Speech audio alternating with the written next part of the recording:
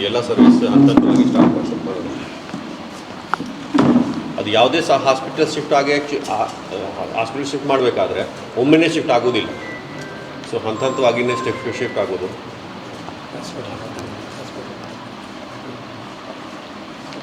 Sir, ಇದು ಹರಿಹರದ ಒಂದು ಪರಿಚಯ ಹೇಳ್ಬೇಕಂದ್ರೆ ಸರ್, ಹರಿಹರಕ್ಕೆ ಅಡ್ಜಾಯಿನಿಂಗ್ ಆಗಿ ರಾಣೆಬೆನ್ನೂರು ತಾಲೂಕು ಆ್ಯಂಡ್ ಹರಪನಹಳ್ಳಿ ತಾಲೂಕು. ರಾಣೆಬೆನ್ನೂರು ತಾಲೂಕಿನ 10-15 ಗ್ರಾಮಗಳು, ಹರಪನಹಳ್ಳಿ ತಾಲೂಕಿನ 10-15 ಗ್ರಾಮಗಳ 25 ಗ್ರಾಮಗಳು. ಹರಿಹರ ಯಾವ ರೀತಿ ಇದೆ ಅಂದರೆ ಜಂಕ್ಷನ್ ಸರ್, ಮೂಲೆಯಲ್ಲಿದೆ ಟೌನ್. ಹಾಗಾಗಿ ರಾಣೆಬೆನ್ನೂರು ಆ್ಯಂಡ್ ಹರಪನಹಳ್ಳಿ ಇದು ಡೆವಲಪ್ ಆದ ಹಾಸ್ಪಿಟ್ಲು. ರಾಣೆಬೆನ್ನೂರು ತಾಲೂಕು ಬಾರ್ಡ್ರು, ಹರಪನಹಳ್ಳಿ ತಾಲೂಕು ಎಲ್ಲ ಪರ್ಸನ್ಸ್ ಇದೆ. ಅವ್ರ ತಾಲೂಕು ಹೆಡ್ ಕ್ವಾರ್ಟರ್ ಬೇರೆ ಇದ್ದರೂ ಕೂಡ depend upon Harihara taluk hospital. ಹೌದು, ಜನ ನೋಡಿ, ಜನ ಆ್ಯಕ್ಚುಲಿ ಅಡ್ಮಿನಿಸ್ಟ್ರೇಟಿವ್ ಬೌಂಡ್ರಿ ನೋಡಿ ಆಸ್ಪತ್ರೆಗೆ ಹೋಗೋದಿಲ್ಲ ಅಲ್ಲ. ಎಲ್ಲಿ ಆಸ್ಪತ್ರೆ ಹತ್ತಿರ ಇರುತ್ತೆ, ಯಾವ್ದು ಚೆನ್ನಾಗಿರ್ತದೆ ಅಲ್ಲಿ ಹೋಗ್ತಾರೆ. ಹಾಗಾಗಿ ನಮಗೆ 2 ತಾಲೂಕುಗಳ 3 ತಾಲೂಕುಗಳ ಭಾರ ಬಿದ್ದಂತೆ ಹೆಚ್ಚು ಕಡಿಮೆ ಹರಿಹರಕ್ಕೆ. ಸೊ ಹೀಗಾಗಿ ವೆರಿ ಅರ್ಜೆಂಟ್ ವಿಷಯ ಸರ್. ಹೌದು, ವಿಷಯ ಭಾಳ ನೀಡ್ ಇರುವಂಥ ವಿಷಯ ಸರ್. ಭಾಳ ಜನ ಬೇಸತ್ತಿದ್ದಾರೆ. ಯಾಕಂದರೆ ಒಂದು ಮ್ಯಾಟರ್ನಿಟಿ, ಒಂದು ಸರ್ಜರಿ ಮ್ಯಾಟರ್ನಿಟಿ ಆಗಬೇಕಪ್ಪ ಅಂದರೆ 40,000 to 60,000 ರೂಪಾಯಿ ಎಕ್ಸ್ಪೆನ್ಸ್ ಬರುತ್ತೆ ಸರ್. ಬಡವರು ಬೇರ್ ಮಾಡಲಿಕ್ಕಾಗಲ್ಲ ಸರ್. ಬಂಗಾರ ಮಾಡ್ತಾರೆ, ಸಾಲ ಮಾಡ್ತಾರೆ. ಇಂಥ ಫ್ಯಾಕ್ಟ್ ಸರ್, ಇದು ಫ್ಯಾಕ್ಟ್ ಇದೆ ಸರ್. ಸೊ ಹೀಗಾಗಿ ವೆರಿ ನೀಡ್ಫುಲ್ ಸರ್ ಈ ಆಸ್ಪತ್ರೆ ಆರಂಭ ಆಗುವಂಥದ್ದು. ಇಷ್ಟೆಲ್ಲ 20-22 ಹೌದು.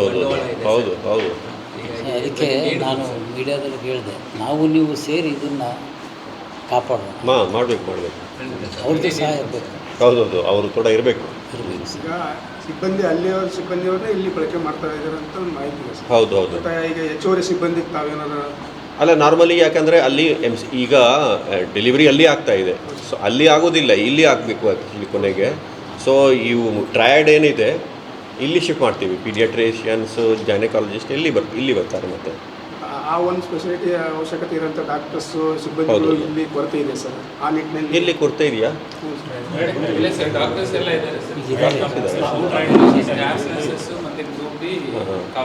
ಓಕೆ, ಮಾಡೋಣ. ನೀವೇ ಅದು ನಿಮ್ಮ ಹತ್ರ ಪೋಸ್ಟ್ ಇರಬೇಕಲ್ಲ. ಆ ಥರ ಕೊರತೇನು ಬರಲ್ಲ. ಇಷ್ಟು ಬಿಲ್ಡಿಂಗ್ ಮೇಂಟೈನ್ ಮಾಡಬೇಕಪ್ಪ ಅಂದರೆ ಅದಕ್ಕೆ ತಕ್ಕಂತೆ ಡಿ ಗ್ರೂಪ್ ಔಟ್ಸೋರ್ಸಿಂಗ್ ಮೇಲೆ ಆ್ಯಕ್ಚುಲಿ ಕ್ಲೀನಿಂಗ್ ಸ್ಟಾಫ್ ಅವೆಲ್ಲ ತಗೊಳ್ತಾರೆ ನಾರ್ಮಲ್ ಆಗಿ. Specialist doctors. ಸರ್, ಈಗ ಪ್ರಸ್ತುತ ಏನಾಗಿದೆ ಅಂದ್ರೆ 2008ರಲ್ಲಿ ಅವರು ಶಾಸಕರಾದರು. 9, 10, 11ರಲ್ಲಿ 15ಇಂದ 100 ಬೆಡ್ಗೆ ಮೇಲ್ದರ್ಜೆಗೆ ಇತ್ತು. ಅವಾಗ 15 ಬೆಡ್ಗೆ 32 ಜನ ಡಿ ಗ್ರೂಪ್ ನೌಕರು, ಸ್ಟಾಫ್ ನರ್ಸು, ಇತರೆ ವೈದ್ಯರು ಬೇಕಾಗಿತ್ತು. ಈಗ ಅದೇ ಡಿ ಗ್ರೂಪ್ರು ಔಟ್ಸೋರ್ಸ್ ಇರೋದು 25ರಲ್ಲಿ ಮತ್ತು ಪರ್ಸೆಂಟೇಜ್ ಕಡಿತವಾಗಿ 19 ಜನಕ್ಕೆ ತಂದು ನಿಲ್ಲಿಸೈತಿ. ಈಗ ಅಲ್ಲಿ 100 ಬೆಡ್ ಆಗಿದೆ. ಫೈನಾನ್ಸ್ಲಿ ಅನುಮೋದನೆ ಸಿಕ್ಕಿಲ್ಲ ಅಲ್ಲಿ. ತಮಗೆ ಗೊತ್ತಿದೆ ಅದು. ರಾಜ್ಯದಲ್ಲಿ ಒಂದು 7-8 ಆಸ್ಪತ್ರೆಗಳು ಫೈನಾನ್ಸ್ಲಿ ಅನುಮೋದನೆ ಸಿಕ್ಕೇ ಅಲ್ಲ. ಈಗ ಅಲ್ಲಿ 100 ಬೆಡ್ಡು, ಇಲ್ಲಿ 15 ಬೆಡ್ಡು. ಈಗ ಅಲ್ಲಿ ನೌಕರು ಔಟ್ಸೋರ್ಸು ಇಲ್ಲಿ ತಗೊಂಡೆ ಅಂದ್ರೆ ಆ ಆಸ್ಪತ್ರೆ ಹಾಳ್ಬೀಳುತ್ತೆ, ಈ ಆಸ್ಪತ್ರೆ ಅಭಿವೃದ್ಧಿ ಆಗುತ್ತೆ. ಅಲ್ಲಿದು ಮತ್ತೆ ಇಲ್ಲಿಗೆ ತಗೊಳ್ಳೋಣ ಅಂತ ಹೇಳಿದ್ರಲ್ಲ ಸರ್, ಇನ್ನು ತೊಗೊಂತಾನೆ ಅದಾರ. ಇದು ಮಾಡ್ಯಾರ, ಇನ್ನೂ ಅದನ್ನು ಪ್ರಸ್ತಾವನೆ ಕಳಿಸಿಲ್ಲ. ಇಲ್ಲಿ ಎಷ್ಟು ಡಿ ಗ್ರೂಪ್ ಬೇಕು, ವೈದ್ಯರು ಎಷ್ಟು ಬೇಕು ಸರ್. ಈಗ ಅಲ್ಲಿ ಕ್ಯಾಜುಯಾಲಿಟಿಗೆ ಅಂತಂದೆ 4 ಜನ ಬೇಕು. ಅಲ್ಲಿ ಒಬ್ಬರೇ ಇರೋದು, ಕಾಯಂ ಇರೋದು ಒಬ್ಬರು. ಅಲ್ಲ, ಅದು ದುರ್ಗೋಜಿ ಮೋಹನ್ ಡಾಕ್ಟ್ರು ಒಬ್ಬರೇ ಇರೋದು ಸರ್. ಇನ್ನು ಹಿಡ್ದು NRHMನ 3 ಜನ ತಗೊಂಡ್ರದಲ್ಲಿ.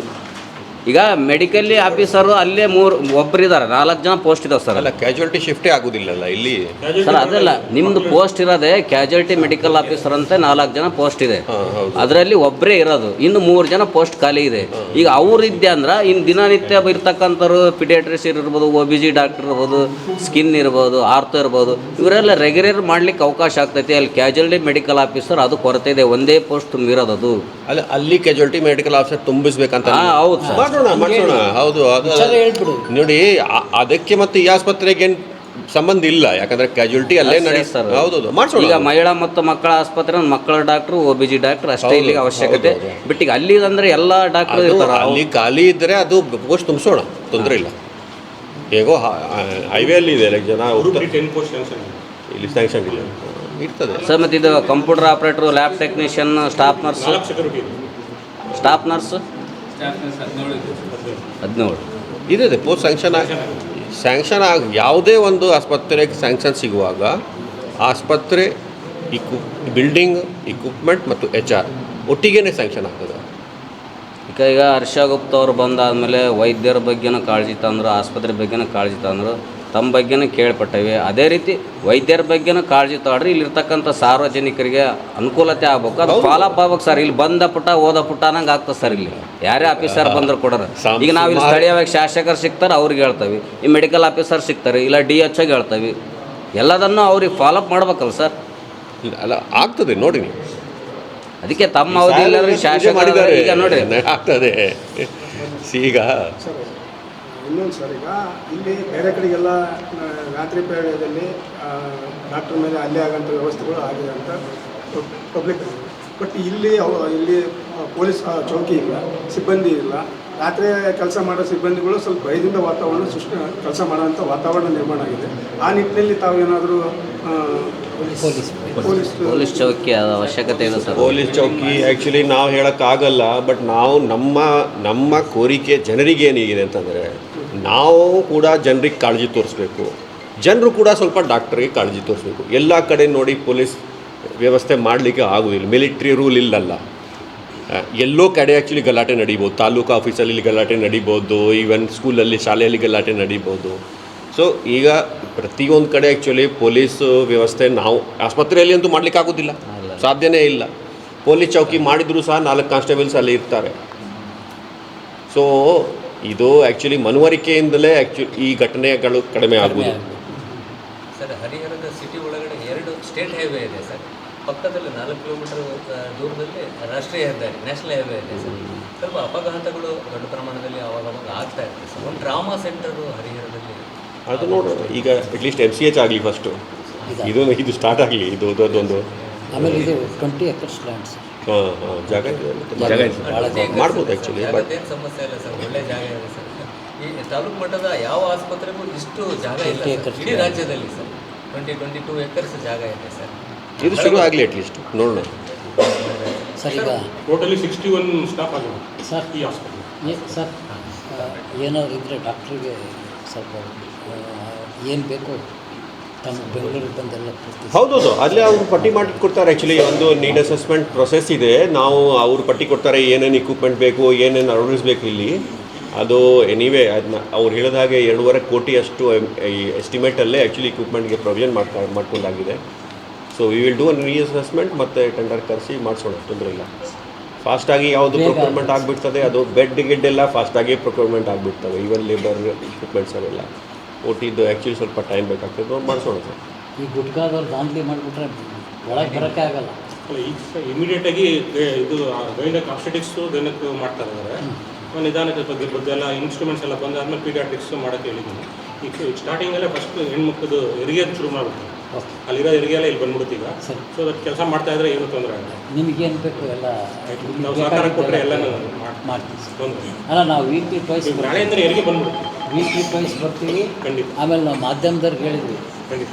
ಇದು ಪ್ರೈವೇಟ್ ನರ್ಸಿಂಗ್ ಹೋಮ್ಗಾದರೆ ಪರ್ಮಿಷನ್ ತೊಗೊಂಡು ಒಳಗೆ ಹೋಗ್ತಾರೆ. ಇದು ಗೌರ್ಮೆಂಟ್ ಹಾಸ್ಪಿಟಲ್ ಎಲ್ಲರೂ ಚೆನ್ನಾಗಿರೋದು ಯಾವ ಪ್ರೈವೇಟ್ ಇಲ್ಲ. ಅದಕ್ಕೆ ಯಾರು ಪ್ರೈವೇಟ್ ಈವನ್ ಜನ ಸೆಕ್ಯೂರಿಟಿ ಇದಾರಲ್ಲ, ನಾವೇ ಸ್ಟ್ರಿಕ್ಟಾಗಿ ಹೇಳ್ತೀವಿ, ಯಾರನ್ನೂ ಬಿಡೋಂಗಿಲ್ಲ. ಒಂದು ಜನರಲ್ ಹಾಸ್ಪಿಟ್ಲ್ ಇದೆ ಅಲ್ಲಿ, ಒಳ್ಳೆಯ ಜಾಗನಿದೆ, ಎಲ್ಲ ಇದೆ. But there is no compound. ಆ ಕಾಂಪೌಂಡ್ ಏನಾದರೂ ನಿಮ್ಮ ಸ್ಪೆಷಲ್ ಗ್ರೀವೆನ್ಸಲ್ಲಿ ಏನಾದರೂ ವ್ಯವಸ್ಥೆ ಮಾಡಲಿಕ್ಕಿದ್ರೆ ಅಲ್ಲ, ದಯಮಾಡಿ. ಮಾಡ್ಬೋದು. ಅದು ಒಂದು ಮೇನ್ ಪ್ರಾಬ್ಲಮ್ ಅಲ್ಲಿ ಆ ಮೂಲೆಯಲ್ಲಿ ಅಲ್ಲ, ಇಲ್ಲಿ ಸರ್ ಅದು ಆಗ್ಯದ ಸರ್. ಈಗ ಇದು ಮುಂದಿನ ಅದು ಕೋರ್ಟಿಂದ ಲಿಮಿಟೇಷನ್ ಇತ್ತಲ್ಲ, ಟ್ರೈ ಮಾಡ್ತೀವಿ ನಾವು. ಬಟ್ ಈಗ ಏನಾಗ್ತದೆ, ಈಗ ಟೌನ್ ಲಿಮಿಟಲ್ಲಿ ಇದೆ ಅಥವಾ ವಿಲೇಜ್ ಟೌನ್ ಲಿಮಿಟಲ್ಲೇ ಇದೆಯಾ? ಓಕೆ. ಸೊ ಈವನ್ ನಿಮ್ಮದು ಜೀರಾಂಜಿಯಲ್ಲಿ ಕೂಡ ಮಾಡೋಕ್ಕಾಗಲ್ಲ ಸಿಟಿ ಸರ್ ಕಂಪೌಂಡ್. ಆಯ್ತು ಸರ್. ಅದು ಕೋರ್ಟಲ್ಲಿ ಇತ್ತು, ಅದೇನು ಕ್ಲಿಯರ್ ಆಗಿದೆ ಏನು ಸರ್? ಅದು ರೋಡ್ ಡಿಸ್ಪ್ಯೂಟ್ ಹಿಂದೆ ಒಂದು ಸ್ವಲ್ಪ ಜಾಗ ಡಿಸ್ಪ್ಯೂಟ್ ಅಲ್ಲಿ ಮುಂದ್ಲದ್ದು ಕಾಂಪೌಂಡ್ ಆಗೋಕ್ಕೆ ತೊಂದರೆ ಮೊದಲೇ ಡಿಸ್ಪ್ಯೂಟ್ ಇತ್ತು ಸರ್. ಈಗೆಲ್ಲ ಮತ್ತೆ ಕೆಲಸಗಳಾಗಿ ಯಾರ್ಬಾಗ್ಲು ಸರ್. ಸರ್ಕಾರಿ ಆರೋಗ್ಯ ಇಲಾಖೆ ಕೆಲಸ ಮಾಡಲಿಕ್ಕೆ ವೈದ್ಯರು ಬರ್ತಾ ಇಲ್ಲ ಸರ್. ಯಾಕೆ ಸರ್? ಅಲ್ಲ, ತುಂಬ ಬರ್ತಾರೆ, ಆ ಥರ ಏನಿಲ್ಲ. ಇಷ್ಟು ಜನ ನೋಡಿ ವೈದ್ಯರು ನಿಂತಿದ್ದಾರೆ. ಸರ್, ನೀಡ್ ಜಾಸ್ತಿ ಇದೆ, ಆದರೆ ಕಡಿಮೆ ಜನ ಇದೆ. ಇಲ್ಲ, ಆ ಎಷ್ಟು ಥರ ಜನ ಬೇಕಪ್ಪ? ಸೇವಾ ಮನೋಭಾವ ಇದ್ದರು ಬರ್ತಾರೆ ಸರ್. ಅವರು ಕೋಟಿ ಗಂಟ್ಲೆ ಹಾಕಿ ವೈದ್ಯಕೀಯ ವೆಚ್ಚ ಮಾಡ್ಕೊಂಡು ಡಾಕ್ಟ್ರ್ ಪದವಿ ತಗೊಂಡು ಬಂದಿರ್ತಾರೆ. ಕೆಲವರಿಗೆ ಭಯ, ನಾವಿಲ್ಲಿ ಅಷ್ಟಕ್ಕ ನಾವು ಸರ್ವಿಸ್ ಕೊಟ್ಟರು ನಮಗೆ ಗೌರವ ಇಲ್ಲಪ್ಪ ಅನ್ನೋದೊಂದು ರೀತಿ ಭಯ. ಸೇವಾಭಾವ ಇದ್ದವ್ರು ನಮ್ಮ ಕಡೆ ಬರಲಿಕ್ಕೆ ಬರ್ಲಿ. ಹಿಂದೇಟ್ ಆಗ್ತದ್ರ ವೈದ್ಯರು. ಗೌರ್ಮೆಂಟ್ ಜಾಬಿಗೆ ಅಂದ್ರೆ ಬೇಡಪ್ಪ. ಯಾವುದೇ ನೌಕರಿಯಲ್ಲಿ, ಯಾವುದೇ ಕೆಲಸದಲ್ಲಿ, ಈಗ ಮೀಡಿಯಾದಲ್ಲೂ ಕೂಡ ಸೇವಾ ಭಾವ ಇದ್ದವರು ಇದ್ದಾರೆ, ಬೇರೆ ಅವರು ಕೂಡ ಇದ್ದಾರೆ. ಅದೇ ರೀತಿ ಸೇವಾ ಭಾವ ಇದ್ದವರು ನಮ್ಮ ಕಡೆ ಬರಲಿ. ಮಾನವ ನೈತಿಕ ಮಟ್ಟದಲ್ಲೇ ಕಡಿಮೆ ಆಗಿದೆ. ಅದು ಅಂತಲ್ಲ.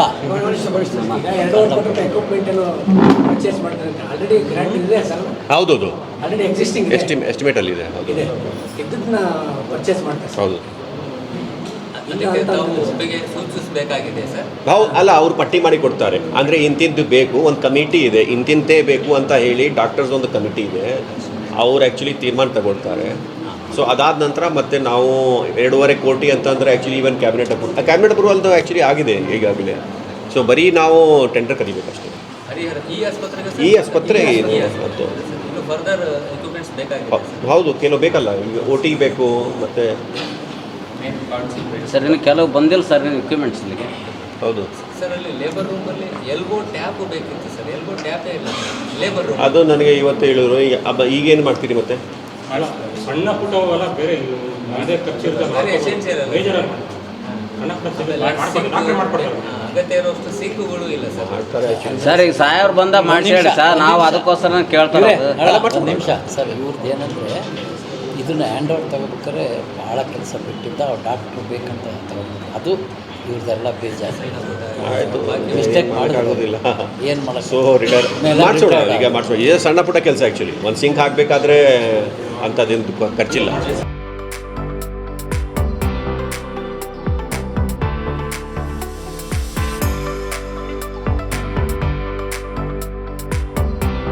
ಸರ್ ನಮ್ಮ ಬೇಡಿಕೆ ಆದಷ್ಟು ಬೇಗ ತಾವು ನೆಕ್ಸ್ಟ್ ಬರೋದ್ರೊಳಗೆ ಮಾಡಿಸ್ಕೊಡ್ಬೇಕು. Welcome to Harihara. ಇಲ್ಲಿ ಬಂದರೆ ಎಲ್ಲ ಸ್ವಲ್ಪ